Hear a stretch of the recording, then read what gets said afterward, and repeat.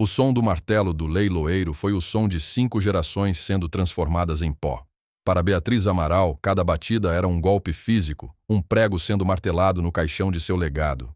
Ela estava parada nos fundos da pequena multidão reunida sob a sombra da paineira centenária que seu bisavô plantara, assistindo ao desmembramento de sua vida. A fazenda Campos de Ouro, com seus pastos verdejantes, seu gado premiado e a casa grande que continha todas as suas memórias, não era mais sua. A poeira que se levantava com o movimento dos compradores parecia ser a de seus próprios ossos, moídos pela humilhação. A traição tinha um nome: Rogério. Seu marido, ou melhor, ex-marido, o homem com quem ela dividira a cama e os sonhos por 12 anos.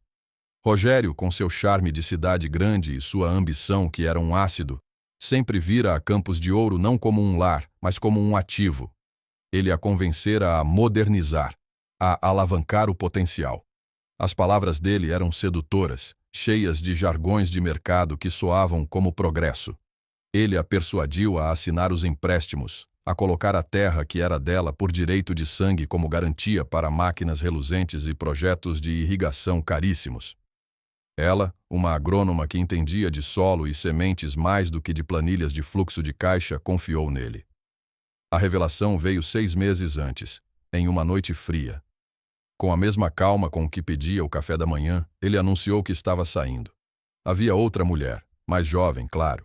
E havia outro sócio, um tubarão do agronegócio corporativo chamado Quintela. Os empréstimos, a modernização, tudo fora uma farsa, um plano meticulosamente orquestrado para endividar a fazenda até o ponto de ruptura, forçando uma execução bancária para que Quintela pudesse arrematá-la por uma fração de seu valor real. Rogério receberia sua parte, livre do casamento e rico. Beatriz receberia a ruína. E ali estava ela, vivendo o último ato daquela tragédia. Viu o sorriso presunçoso no rosto de Rogério, que estava perto do leiloeiro ao lado de Quintela, um homem com um terno caro que parecia fora de lugar no ambiente rural. Viu os rostos de seus funcionários, homens e mulheres cujas famílias haviam trabalhado para os Amaral por gerações, agora desempregados e à deriva. Seu pai, antes de morrer, a fizera prometer que cuidaria da terra e de seu povo. Ela havia falhado. O desespero que sentia era uma garganta seca, um peso no peito tão grande que impedia a respiração. Não era apenas a perda de dinheiro ou de um teto, era a aniquilação de sua identidade. Uma Amaral sem a Campos de Ouro era como uma árvore sem raízes, destinada a tombar ao primeiro vento. O leilão estava quase no fim. Quintela havia dado o último lance, um valor insultuosamente baixo. O martelo estava prestes a bater. "Dou-lhe uma, dou-lhe duas", cantou o leiloeiro, e foi então que uma voz grave e firme cortou o ar. "Eu cubro." Um silêncio chocado caiu sobre a multidão. As cabeças se viraram. Do outro lado do pátio, encostado em sua caminhonete prateada, estava Vicente Sales, seu vizinho, o dono da fazenda Rio de Pedra, seu rival de uma vida inteira, um homem tão duro e inflexível quanto a terra pedregosa de onde vinha seu sustento. O leiloeiro, surpreso, pediu que ele repetisse o lance. Vicente o fez, adicionando um valor significativo. Quintela, irritado com a interferência, respondeu com um contralance, e assim começou um duelo improvável. O fazendeiro local contra o conglomerado. Vicente Sales, com o rosto impassível, lance contra lance, elevou o preço da fazenda muito além de seu valor de mercado, muito além da lógica. Ele não estava apenas comprando terra, estava travando uma guerra. No final, Quintela, vermelho de raiva, desistiu. O martelo finalmente bateu, e a Campos de Ouro, para o espanto de todos, agora pertencia a um Sales. Beatriz sentiu o mundo girar. De todos os resultados possíveis, aquele era o mais inconcebível. A rivalidade entre os Amaral e os Sales era lendária na região. Não era ódio, mas uma competição feroz que passara de geração em geração. Eles competiam por prêmios na feira de gado, por contratos de fornecimento, por cada centímetro da divisa de suas terras. Beatriz e Vicente cresceram juntos, uma infância de brigas em riachos e uma adolescência de olhares furtivos em festas juninas que se transformou em uma rivalidade adulta, respeitosa, mas sempre presente. E agora, ele era o dono de tudo o que fora dela. A humilhação final. Ela esperou a multidão se dispersar. O silêncio retornar ao pátio agora estrangeiro. Estava se preparando para entrar na casa pela última vez, para pegar seus pertences pessoais, quando ele se aproximou. Vicente era alto, com ombros largos e um rosto que raramente sorria. Seus olhos, de um castanho profundo, a avaliaram com uma intensidade que ela não conseguia decifrar. Ela esperava um sorriso de triunfo, uma palavra de zombaria. Mas ele permaneceu em silêncio por um longo momento. A história de Vicente era outra ferida aberta na paisagem da região. Ele era o fazendeiro separado. Sua esposa, Helena, uma mulher de Curitiba, nunca se adaptara à solidão e à aspereza da vida no campo. Desprezava o cheiro de esterco, o ritmo das estações, o isolamento. Após anos de discussões amargas, ela o deixara, levando consigo a única coisa que Vicente amava mais do que sua terra, a filha deles, Clara. A separação o deixara ainda mais fechado, mais cínico, convencido de que o amor era uma complicação que a vida na fazenda não comportava. Ele se refugiou no trabalho, transformando a Rio de Pedra em uma máquina de eficiência, mas sem alma. Beatriz, ele disse finalmente a voz rouca. Veio para saborear a vitória, Vicente. Ela cuspiu, a dor se manifestando como raiva. Pode ficar com tudo. Eu não quero nada. Eu não quero a sua fazenda, disse ele, e as palavras a deixaram perplexa. Você acabou de pagar uma fortuna por ela. Ela retrucou confusa. Eu comprei a fazenda, disse ele, os olhos fixos nos dela. Mas eu não sei como administrar a Campos de Ouro. Não como um Amaral. Você sabe, a terra conhece você. Ele fez uma pausa e então desferiu a proposta que mudaria tudo. Eu quero que você fique. Eu quero que você administre este lugar, para mim. Você terá um salário, o melhor da região, e uma participação nos lucros. Você continuará morando na casa grande. Seus homens podem manter seus empregos. Eu serei o dono no papel, o investidor silencioso. Você será a alma do negócio. A única condição é que a decisão final em questões financeiras será minha. Beatriz o encarou, a mente se recusando a processar o que ele dizia. Era um ato de caridade? De pena? Ou a mais requintada e cruel das vinganças? Forçá-la a trabalhar como empregada em sua própria terra, sob o comando de seu maior rival? Era um pacto com o diabo. Era um resgate. Era humilhante. E no fundo de seu abismo, era a única mão estendida em sua direção. Era a única chance de salvar não apenas seu lar, mas o legado de sua família e o futuro de seus funcionários. Por quê? Ela sussurrou. A única pergunta que importava. Vicente desviou o olhar pela primeira vez, em direção às colinas douradas que deram nome à fazenda. Porque eu não suporto ver abutres como Quintela devorando a história desta região, disse ele. E por quê? Porque ninguém merece perder tudo assim. Naquelas últimas palavras, ela ouviu um eco de sua própria perda, de sua própria solidão. Ele não estava oferecendo piedade. Estava oferecendo uma parceria improvável, nascida das cinzas de duas vidas quebradas.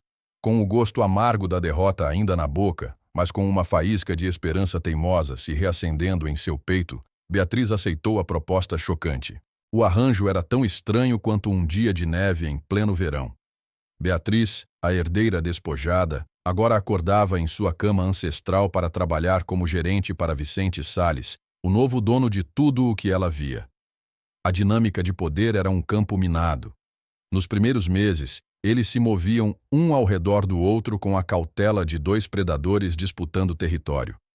As reuniões matinais na mesa da cozinha, a mesma mesa onde seu pai assinara contratos e sua mãe enrolara pães, eram tensas e repletas de conflitos.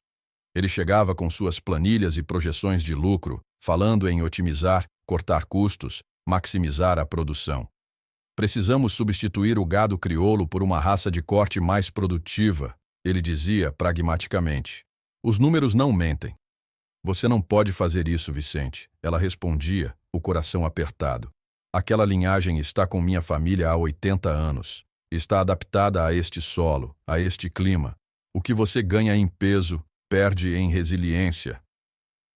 Eram batalhas diárias, o pragmatismo dele contra a tradição dela, a cabeça dele contra o coração dela. Ele queria plantar soja em um campo que os Amaral sempre usaram para feno. Ela queria manter uma pequena plantação de milho orgânico que mal dava lucro, mas que abastecia as famílias dos funcionários. Apesar das discussões, uma nova rotina começou a se estabelecer. Beatriz, com uma energia renovada pela chance de lutar, mergulhou no trabalho. Ela recontratou seus antigos funcionários, e a notícia de que a dona Bia ainda estava no comando se espalhou como um bálsamo pela comunidade. Seu Afonso, o capataz de cabelos brancos que a vira nascer, tornou-se seu maior aliado. Ele, com sua sabedoria tranquila, agia como um mediador. "O menino Vicente tem boas ideias, Bia", dizia ele. "Mas ele pensa com a calculadora. Você precisa ensiná-lo a ouvir o que a terra diz." Para Vicente, Afonso oferecia uma perspectiva diferente. "O patrão precisa entender que o lucro desta fazenda não está só no que se vende, mas no que fica, na lealdade do povo, na saúde do solo." Se Afonso era a ponte, Camila, a irmã mais nova de Vicente, era o muro. Ela administrava as finanças de seu irmão com uma eficiência implacável e via Beatriz com uma desconfiança gélida. Para Camila, a compra da Campos de Ouro fora um ato de loucura sentimental, e manter Beatriz como gerente era um risco inaceitável. "Ela está usando você, Vicente", dizia ela em suas visitas semanais. "Está esperando o momento certo para te passar para trás ou para te enredar em seus problemas. Você já foi ferido por uma mulher que não pertencia a este lugar. Não cometa o mesmo erro." Camila era a voz da dor passada de Vicente, um lembrete constante de sua cicatriz. Enquanto isso, Rogério e Quintela, furiosos por terem perdido o negócio, não desistiram. Incapazes de atacar Vicente legalmente, eles começaram uma guerrilha de sabotagem. Pequenos atos, difíceis de provar.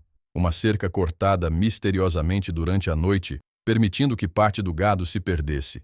Rumores espalhados na cidade de que a Campos de Ouro estava usando agrotóxicos proibidos, manchando a reputação de seus produtos.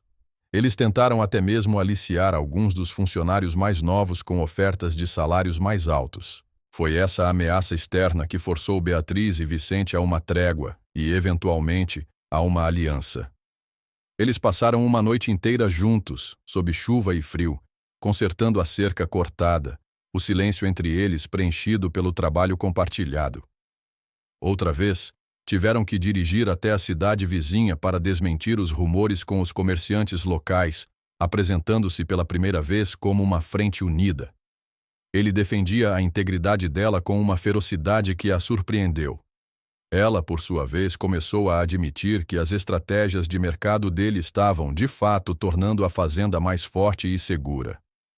O respeito mútuo, que sempre existira sob a rivalidade, começou a se transformar em algo mais. Ele passou a admirá-la não apenas como uma herdeira, mas como uma agrônoma brilhante e uma líder nata. Via a paixão com que ela falava sobre a rotação de culturas, a ternura com que tratava um bezerro doente. Ela começou a ver além do fazendeiro rude e fechado. Via o homem que, apesar de sua insistência nos lucros, se recusava a demitir um funcionário idoso que já não era produtivo. "Ele trabalhou aqui a vida toda", disse Vicente quando ela o questionou. "A lealdade tem valor, Beatriz." A conexão se aprofundou em momentos inesperados. Numa madrugada, enquanto ajudavam uma novilha em um parto complicado, eles trabalharam em perfeita sincronia, sem a necessidade de palavras. Depois, exaustos e cobertos de feno, ele lhe ofereceu um café de sua garrafa térmica, e o simples ato de compartilhar o calor no ar frio da manhã pareceu incrivelmente íntimo. Em uma rara noite de folga, sentados na varanda da casa grande, ele falou sobre sua filha, Clara. Sobre a dor de vê-la apenas nos feriados, sobre o medo de que ela se tornasse uma estranha. Pela primeira vez, ele a deixou ver a rachadura em sua armadura, e Beatriz sentiu uma pontada de empatia que a assustou. Ela estava começando a se importar com seu rival, seu chefe, o homem que possuía sua alma. E essa nova emoção era um território ainda mais perigoso do que a beira da falência. A aliança forjada entre Beatriz e Vicente seria testada por fantasmas do passado e novas tempestades no horizonte. Rogério e Quintela, percebendo que seus pequenos atos de sabotagem não estavam quebrando a nova parceria, decidiram escalar a agressão. Numa noite seca e ventosa, um dos galpões de armazenamento da Campos de Ouro, onde ficavam guardados fardos de feno e equipamentos antigos, pegou fogo. O incêndio foi descoberto rapidamente por seu Afonso, e graças à ação rápida de Vicente e dos funcionários, foi contido antes de se espalhar para as estruturas principais. Mas a mensagem era clara. Não havia provas, apenas o cheiro de querosene no ar, mas todos sabiam de onde viera o fogo. O incidente deixou uma cicatriz de medo na fazenda e forçou Vicente a instalar um caro sistema de vigilância, solidificando ainda mais sua posição como protetor da terra de Beatriz. No entanto, a ameaça mais perigosa não veio de um inimigo declarado, mas de um passado que Vicente pensara ter enterrado. Sua ex-esposa, Helena, apareceu na fazenda sem avisar. Ela chegou em um carro de luxo, vestida com roupas de grife que contrastavam com a poeira da estrada, trazendo consigo a filha do casal, Clara, agora com 10 anos. O pretexto era nobre. A Clara precisa conhecer as raízes dela, Vicente. Senti que estava sendo egoísta em mantê-la longe de você e de tudo isso. A chegada de Helena foi como uma mudança na pressão atmosférica, anunciando uma tempestade. A verdade era que ela ouvira na capital sobre o sucesso de Vicente, sobre a aquisição surpreendente da fazenda vizinha e os rumores de sua parceria com a herdeira dos Amaral. Sua visita era uma expedição de reconhecimento para avaliar a nova riqueza do ex-marido e talvez testar as águas para uma reconciliação que lhe seria muito favorável. Vicente foi pego de surpresa, seu instinto protetor em relação à filha entrando em conflito com sua desconfiança em relação a Helena. Ele as instalou na casa principal da Rio de Pedra, mas a presença delas transbordou para a Campos de Ouro. Helena era charmosa e mestre na manipulação sutil. Com Beatriz, ela era falsamente amigável, mas suas palavras eram pequenas alfinetadas projetadas para minar sua confiança. «Deve ser tão difícil para você, querida», dizia ela, enquanto passeavam pelo jardim que Beatriz cuidava com tanto carinho. Cuidar de tudo isso, sabendo que no final do dia, nada é realmente seu. É preciso muita força para ser uma empregada em seu próprio lar. Com Vicente, ela usava a filha como uma ponte e uma arma. Organizava piqueniques e passeios a cavalo em família, dos quais Beatriz era sutilmente excluída. Falava sobre o futuro de Clara, sobre como seria importante para ela ter um legado familiar sólido, insinuando que a parceria com Beatriz era uma complicação temporária. Beatriz, que começara a se sentir em casa novamente, de repente se viu como uma intrusa. Ela via a maneira como Vicente olhava para a filha, a alegria genuína em seu rosto, e a dor daquela família quebrada era palpável.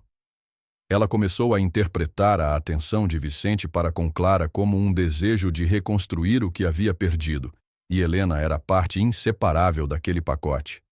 A confiança que eles haviam construído com tanto esforço começou a parecer frágil, uma construção temporária. E se ele decidisse se reconciliar com a ex-esposa? E se eles decidissem vender a Campos de Ouro para financiar uma nova vida na cidade? A lógica dizia que ele nunca faria isso, mas o ciúme e a insegurança são imunes à lógica. A crise de confiança atingiu o ápice durante um jantar na Casa Grande da Campos de Ouro, que Vicente organizou para tentar integrar a todos. Helena dominou a conversa, relembrando histórias de seu casamento, momentos íntimos que faziam Beatriz se sentir como uma espectadora. Em um determinado momento, Helena colocou a mão sobre a de Vicente e disse: «Nós cometemos erros, Vicente, mas talvez não seja tarde demais para a nossa família». Vicente, desconfortável e focado em não perturbar a filha, não a afastou imediatamente. Beatriz viu a cena e sentiu seu coração se transformar em pedra. Para ela, aquilo era a confirmação de seus piores medos. Ele havia feito sua escolha. Ela era apenas um peão em seu jogo, uma ferramenta para administrar a fazenda até que ele decidisse o que fazer com sua vida. Naquela noite, em silêncio, ela tomou uma decisão dolorosa. Ela iria embora. Deixaria a fazenda, o legado, tudo para trás. Era melhor sair de cabeça erguida do que ser descartada mais tarde. A manhã seguinte amanheceu com uma tensão palpável. Beatriz evitou Vicente, o coração pesado com a decisão que tomara na noite anterior. Ela passaria o dia organizando os últimos detalhes da colheita e, à noite, lhe comunicaria sua demissão. Era a única saída digna que lhe restava. Enquanto isso, Rogério e Quintela, sentindo o tempo se esgotar antes que a fazenda se tornasse lucrativa demais para ser atacada, decidiram fazer sua jogada final. O plano era covarde e destrutivo: criar um pânico no rebanho da Campos de Ouro, forçando os animais a romperem as cercas da divisa com a Rio de Pedra. A debandada não só causaria prejuízos com a perda e ferimento de animais, mas também criaria um conflito entre Beatriz e Vicente, semeando a discórdia em sua já tensa parceria. Eles contrataram um peão local conhecido por sua falta de escrúpulos para fazer o serviço sujo.